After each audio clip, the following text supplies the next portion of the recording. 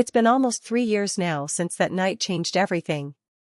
Funny how a single moment can split your life in two, before and after. If you've ever had a moment you wish you could erase, something you think about every time you close your eyes, then you'll understand where I'm coming from. And if you've ever felt trapped between doing what's right and doing what your heart's begging you for, I need you to stick around. I need you to tell me in the comments, would you have had the strength to walk away? Or would you have done what I did? Please like this video if you've ever been stuck between what you should do, and what you couldn't help but do. It helps more than you know. And if you're willing, subscribe, because some stories, like mine, don't end the way you think they will. My name's Haven Romero. I'm a wife. A mother. And maybe, something worse. Back then, it was just the four of us. Me, my husband Gunnar Cortez, and our 2 kids. Dakota Schaefer, who had just turned 17. And Liliana Gentry, who was about to start high school. From the outside, we looked fine. Happy, even. The kind of family you see at the grocery store and think, they must have it all together. Inside, though, it was quieter. Colder. Like we were all standing in the same room, but 1,000 miles apart. Gunnar worked late most nights. Sometimes he slept on the couch with his laptop still open. The kids were growing up faster than I could hold on to them. And me? I spent a lot of nights pretending I wasn't lonely. Pretending that the sound of the TV or the clatter of dishes could fill a space in me that had been empty for years. You tell yourself it's normal. You tell yourself it's just a phase. But deep down, you start to wonder how long you can live inside a life that doesn't see you anymore. And then one night, one ordinary night, I sat down to help Dakota with his homework. And he said something that broke everything wide open. When I met Gunnar Cortez, I thought I had won the lottery. He wasn't just good-looking, he was warm, funny, full of life. The kind of guy who would pull you onto the dance floor even if there wasn't any music playing. We used to stay up all night just talking. About dreams, about stupid little things, about nothing at all. He made me feel seen. Like I mattered. Like he couldn't imagine his world without me in it. I remember once, in the middle of a thunderstorm, he grabbed my hand and pulled me outside, just so we could kiss in the rain like we were in some cheesy movie. And I didn't care how soaked we got. I thought, this is it. This is how it's supposed to feel. For a while, it stayed that way. We got married, had Dakota, then Liliana. We built a life, brick by brick, full of bedtime stories, Sunday pancakes, and plans for a future that felt so close we could almost taste it. But life has a way of creeping in when you're not looking. Work deadlines, bills, broken dishwashers, soccer practices. The little cracks you ignore because you're too tired to fix them. At first, it was just small things. He stopped asking me how my day was. He'd sit at dinner scrolling through his phone while I tried to get Lily to finish her broccoli. Then it got bigger. Missed anniversaries. Cancelled vacations. Late nights at the office turning into entire weekends I spent alone with the kids, telling myself it was just a busy season, that it would get better. It didn't. Gunnar built a whole world where I barely fit anymore. I was the one waving from the sidelines while he chased promotions, deadlines, meetings with people whose names I didn't even know. And I became invisible. The girl he used to pull into thunderstorms had turned into background noise. Parenting Dakota and Liliana became my whole universe. Packing lunches. Helping with homework. Sitting in the bleachers alone at every game, every recital. Cheering so loud they could hear me, even if their dad never showed up. I told myself I was strong. That it didn't matter. But there's only so long you can carry the weight of an entire family by yourself before something inside you starts to crack. And the worst part? I didn't even know it had happened, not really. Until that night at the kitchen table, when Dakota said the one thing that made it impossible to keep pretending. That night started like any other. The kitchen smelled like leftover spaghetti, and the old clock on the wall ticked louder than it should have. The TV was off. Liliana was upstairs FaceTiming her friends. Gunnar wasn't home, again. Some last-minute meeting, some emergency that pulled him away. So it was just me and Dakota. A pile of books and half-done worksheets spread across the kitchen table between us. The overhead light flickered a little, like even the house was tired. Dakota sat there, hunched over a battered notebook, chewing the end of his pencil like it had the answers hidden inside. His brown hair kept falling into his eyes, and every few minutes, he'd blow at it without looking up. "You need a haircut," I teased, reaching over to ruffle his hair. He swatted my hand away with a grin that broke my heart a little. He still smiled at me like I mattered. Not out of habit. Not out of duty. But because he wanted to. Yeah, maybe after I figure out this stupid math," he muttered, scribbling something down, then immediately erasing it. I pulled my chair closer, leaning over to help him. "All right, let's see what we're working with," I said, pretending I wasn't thrilled just to be needed for something again. He pointed to the page, frustration all over his face. "Quadratic equations," he grumbled. "I don't get it." I chuckled under my breath. "I barely survived those myself," I admitted. "But maybe if we tackle it together, we'll both learn something." He laughed too, and for a minute, it felt easy. Like the years hadn't worn us down. Like we were still the old us. But beneath that laughter, there was a heaviness in the air. A quiet weight pressing down on both of us. I felt it. I'm pretty sure he did too. Neither of us said anything about it though. We just leaned closer over the paper, breathing the same tired air, pretending everything was fine. It happened when I least expected it. Dakota had just finished scribbling down an answer, then crossed it out with a heavy sigh. He dropped his pencil on the table and leaned back in his chair, rubbing his eyes. I smiled softly, reaching out to gently squeeze his wrist. "It's okay, baby. We'll figure it out. No rush." He didn't smile back. Instead, he just stared at the paper like he wasn't really seeing it at all. The silence stretched between us. Not the comfortable kind either. The kind that made the tiny hairs on your arms stand up. And then, in a voice so low I almost didn't catch it, he said, "Mom, do you ever wish Dad wasn't around, so it could just be us?" I blinked. I thought maybe I heard him wrong. That my mind, tired and raw, had twisted his words into something they weren't.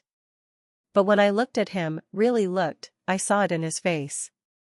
He meant it. He meant every word. My heart slammed against my ribs so hard I thought he might hear it. I opened my mouth to say something, anything, but nothing came out. My mind scrambled to find the right reaction. A joke, a scolding, some motherly correction to patch over the crack he had just ripped wide open.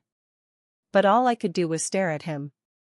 Because deep down, a part of me had thought the same thing before. In the darkest, loneliest corners of my mind where I didn't dare shine a light. I felt guilt rise like a wave, crashing over me so fast I almost choked. How had we gotten here? How had I let this happen? I wanted to tell him no. That he was wrong. That families stick together no matter what. But the words caught in my throat like broken glass. Instead, I just whispered, "Dakota," and the way his eyes held mine, so steady, so sure. I knew there was no taking it back. He saw me. He saw the truth I hadn't even said out loud yet. The loneliness. The cracks in the walls. The desperate wish for someone, anyone, to reach for me before I disappeared completely. And in that moment, with nothing but a battered math book between us, something shifted. Something we couldn't undo. I don't know how long we sat there. Maybe it was a few seconds. Maybe it was a few lifetimes. Dakota stared at the table, picking at the edge of his notebook, like he was afraid to look up. And I sat there too, frozen, feeling the whole world tilt sideways. My mind started racing. Maybe he didn't mean it the way it sounded. Maybe he was just mad at Gunnar for missing another night. Maybe this was normal teenage stuff, feeling abandoned, needing someone to blame. But another voice, the one buried deep inside me. It whispered something I wasn't ready to hear. You wanted it too, didn't you? I hated that voice. I wanted to scream at it, drown it out, tell it was wrong. But it wasn't wrong. Not entirely. There were nights, long, heavy nights, where I laid in bed, listening to Gunnar snore on the couch downstairs, and thought about what it would be like if it was just me and the kids. Peaceful. Simple. Loved. No more tiptoeing around broken promises. No more swallowing my needs because there was never any space for them. Just me and the two people who still looked at me like I mattered. And hearing Dakota say it out loud. It cracked something wide open inside me. I felt guilt, crushing, suffocating guilt, slam into me all at once. How could I have let my loneliness bleed into him? How could I have been so wrapped up in my own sadness that I didn't see it leaking into the people I loved the most? Was this my fault? Had I made him feel like he had to fill a role he never should have? My stomach twisted into knots. I wanted to fix it. I wanted to rewind the night, laugh off his words, tell him no, of course not, everything's fine, everything's normal. But the thing about the truth. Once it's spoken, it doesn't just disappear. It lingers. It stains the air you breathe.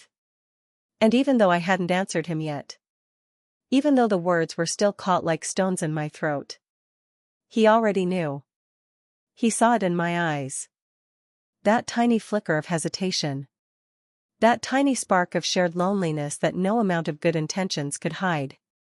And in that kitchen, with a half-finished math problem and the clock ticking way too loud above us, I realized something terrible. I wasn't the only one who felt abandoned. I wasn't the only one starving for connection. Dakota was too.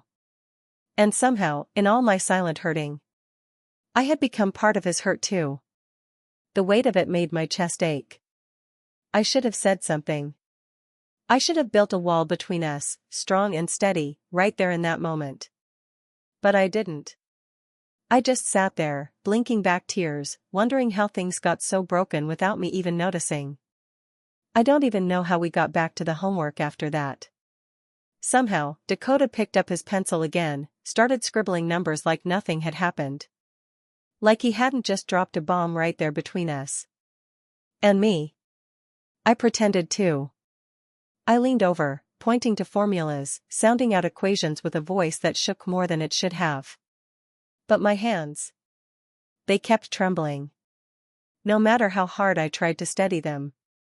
Every time my arm brushed against his, my heart jumped so hard I thought it might give out right there at the table. It was stupid. It was wrong. I knew it. God, I knew it. But knowing didn't change the way it felt. It didn't change the heat radiating between us, subtle, quiet, but alive. I kept catching Dakota glancing at me, quick flickers of his eyes when he thought I wasn't looking. And when our eyes did meet, neither of us could hold it for long. We would look away, pretend to focus on the paper, the pencil, the clock ticking way too loud. But the truth buzzed in the air, electric and unbearable. At one point, I reached over to guide his hand through a problem, just simple math, something so innocent. Our fingers brushed. And neither of us pulled away. The touch was so light. Barely there. But it burned hotter than anything I'd felt in years. I should have gotten up. I should have gone to my room, locked the door, prayed for the strength to set this right. But I didn't. I sat there, pretending it was nothing, pretending it was normal. While everything inside me screamed that it wasn't. I think some part of me, the broken, lonely part, didn't want it to stop. Didn't want the moment to end. Because for the first time in a long time, I didn't feel invisible. I didn't feel like a piece of furniture gathering dust in Gunnar's life. I felt seen. Wanted. Real. And it terrified me. Because what do you do when the thing that makes you feel alive Is the same thing that could destroy everything you love? I didn't have an answer. I still don't. All I knew in that moment, sitting there with my son's hand brushing against mine, was that I was standing on the edge of something dangerous. And I didn't know if I had the strength to step back. The homework didn't last much longer. Dakota gave up, tossing his pencil onto the table like he was done pretending to. I tried to say something, maybe a joke to lighten the air, maybe a gentle nudge to send him upstairs. But the words dried up in my throat. He looked at me. Really looked. And for a second, I swear I couldn't breathe. There was something raw in his eyes. Something too big for a 17-year-old boy to carry. Something that terrified me because it mirrored the emptiness I had been trying to hide for so long. He shifted in his chair, closer to me now. His knee brushed mine under the table. Neither of us moved. The clock ticked. Somewhere upstairs, Lily's laughter floated down the hall, distant, innocent, untouched by whatever awful thing was happening here. I should have gotten up.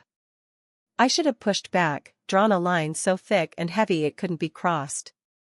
But instead, I stayed. He leaned in a little, just enough that I could feel his breath on my cheek. Just enough that I could hear the tiny, shaky sound he made when he swallowed. And then he whispered, so low I almost didn't catch it. "You're beautiful, Mom." 3 words. Simple. But they hit me like a blow to the chest. I closed my eyes, trying to get myself back into reality. Trying to remember who I was. Who I was supposed to be. But when I opened them again, he was still there. Still watching me with those wide, vulnerable eyes. Still waiting for me to shatter the silence or fall into it. And before I even realized what I was doing, I reached out. Just a small thing. My hand, brushing his hair back from his forehead like I used to when he was little. An innocent gesture. Or at least, it should have been. But when my fingers lingered. When he leaned into my touch instead of pulling away. I knew. We weren't pretending anymore. There was no homework left. No tired excuses. No lies big enough to cover what we both already felt growing between us like wildfire. I let my hand slide down, resting against the side of his face.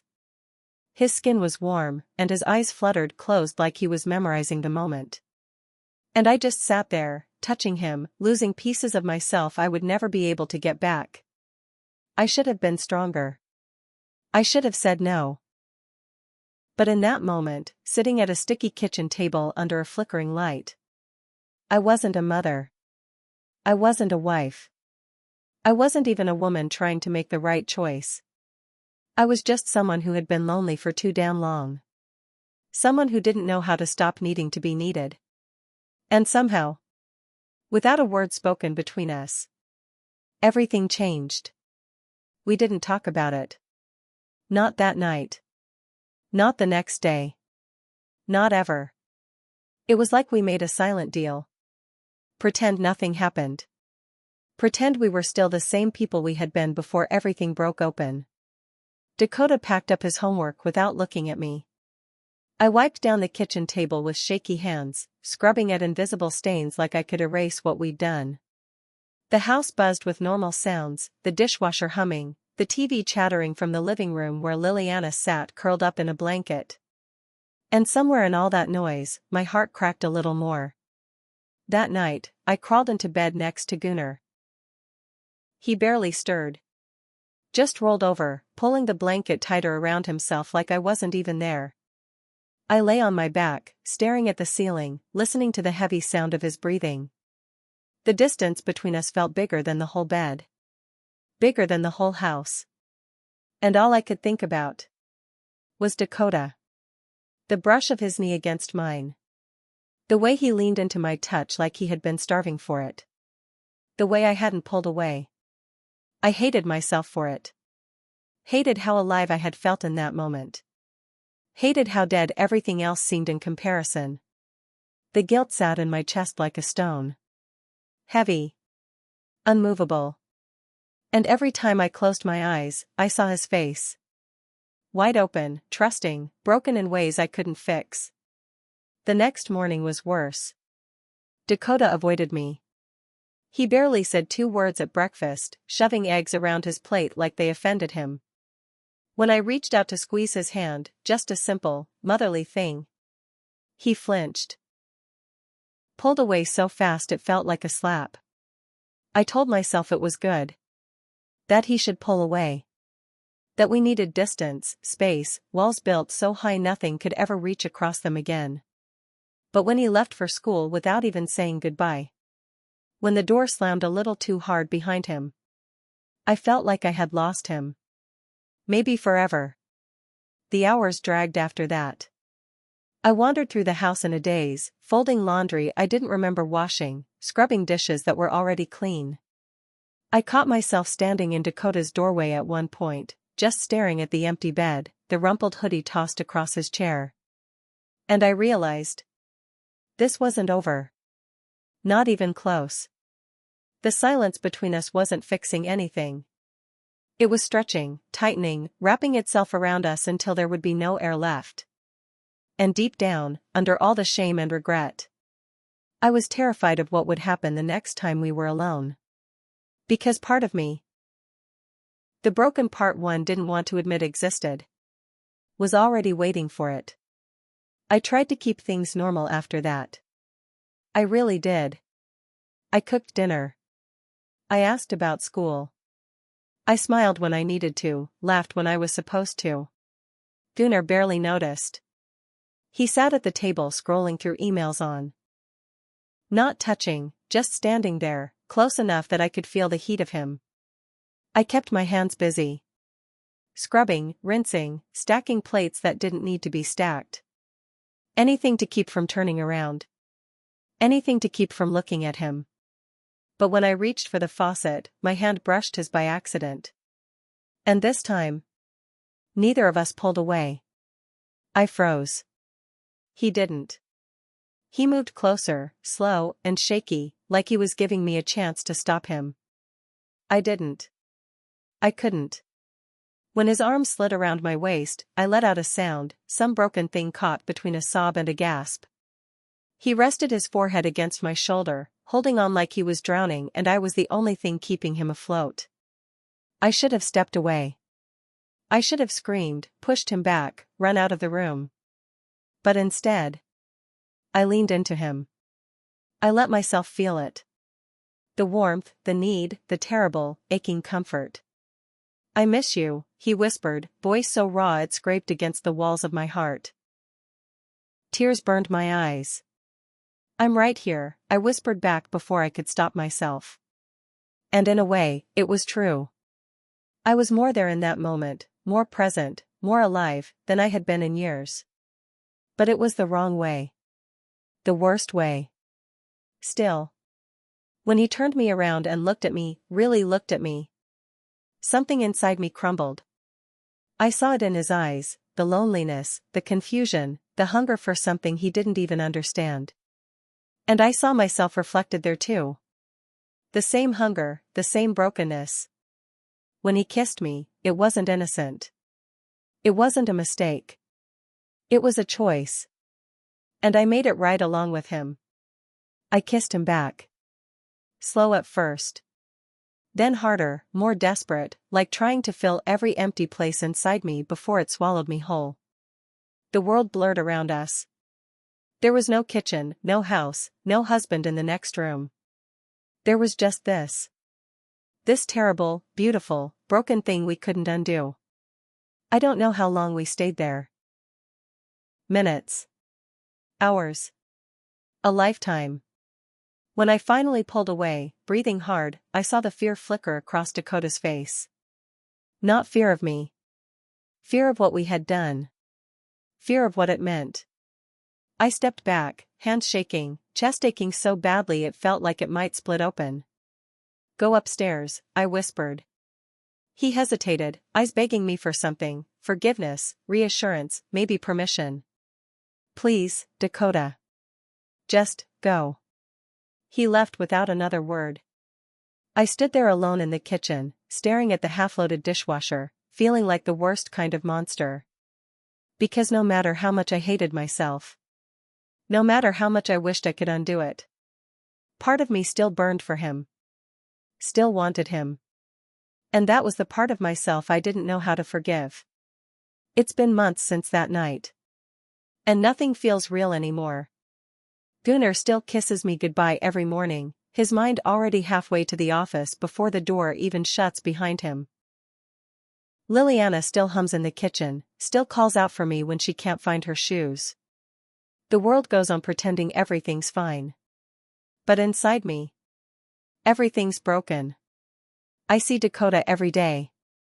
I set plates in front of him at dinner, fold his hoodies when they pile up on the laundry chair, pick up the pencils he still leaves scattered across the kitchen table. We barely talk. We barely look at each other. But the silence between us screams louder than any words could. Every brush of his hand, every glance that lasts a second too long. It reminds me. It reminds me of the night I failed both of us. There are moments, quiet, crushing moments, when I catch him staring at me across the room.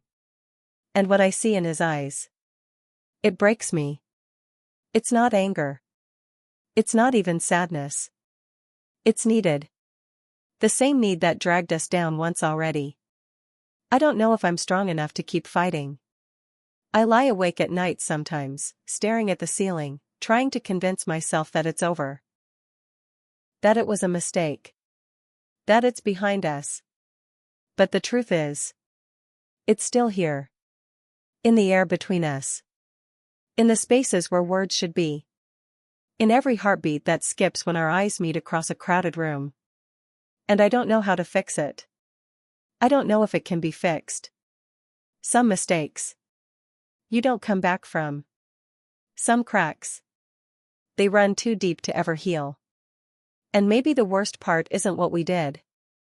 Maybe the worst part is, some broken part of me still doesn't want to let it go. If you've ever been caught in something you never meant to happen. If you've ever felt yourself slipping into a place you swore you'd never go.